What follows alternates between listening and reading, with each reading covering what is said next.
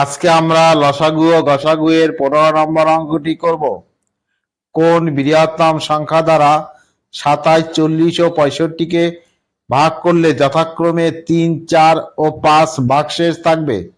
প্রথমে আমরা 27, 40 ও 65 থেকে যথাক্রমে 3, 4 ও 5 ভাগশেষ বিয়োগ করব। তারপর বিয়োগফলের গসাগু বের করলেই আমরা উত্তর পেয়ে যাব।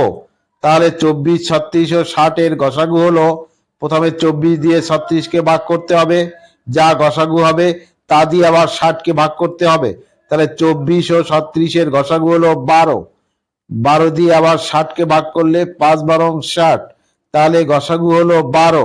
বৃহত্তম সংখ্যাটি হলো 12, তাহলে উত্তর হলো ঘ।